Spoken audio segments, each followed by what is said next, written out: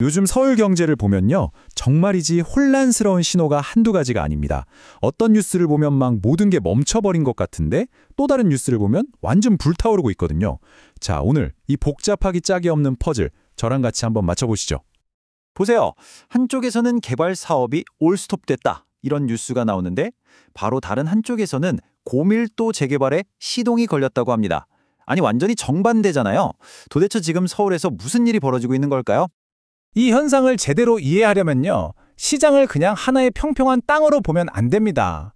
오늘 우리는 서울 경제를 거대한 산맥이라고 한번 생각해 볼 거예요.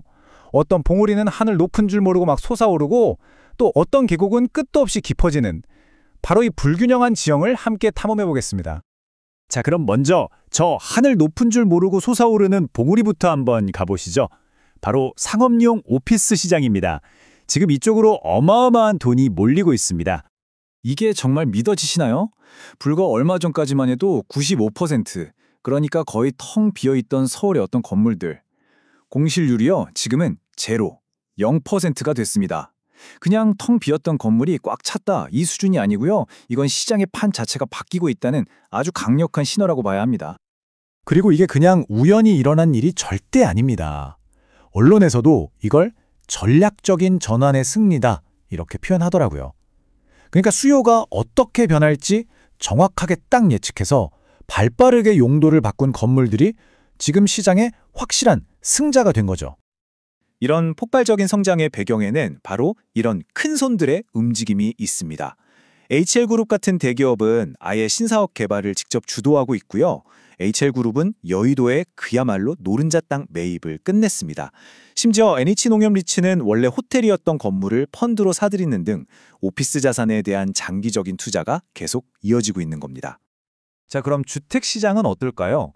오피스 시장이 저렇게 뜨거운 봉우리였다면 주택 시장은 훨씬 더 복잡하고 미묘한 계곡의 지형을 보여주고 있습니다.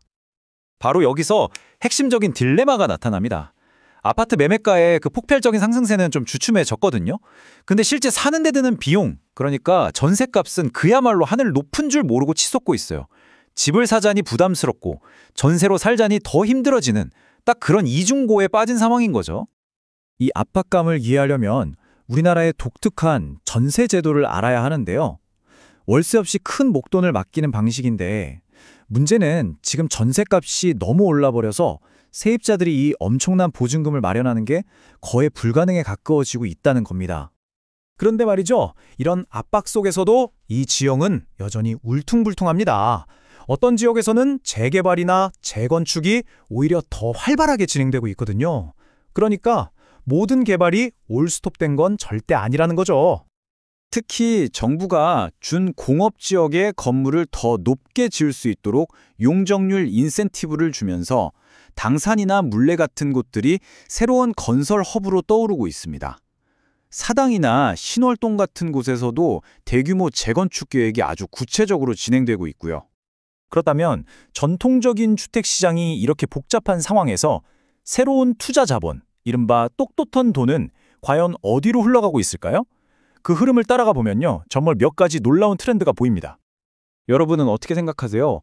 지금 같은 시장에서 과연 똑똑한 돈은 어디에 투자될까요? 그 답을 보면 시장의 미래가 보일 겁니다. 핵심은 이겁니다. 자본이 크게 세 갈래로 흩어지고 있다는 거예요. 초고액 자산가들, VIP들은 강북의 압구정이라고 불리는 성수동으로 몰려들고 있고요.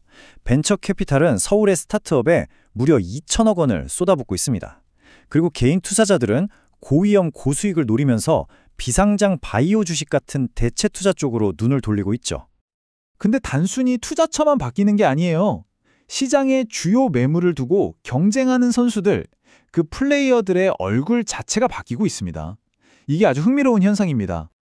가장 대표적인 예시가 바로 이 홈플러스 인수전이에요. 여기에 뛰어든 회사들, 하렉스랑 스노마드, 이 둘의 공통점이 뭔지 아세요?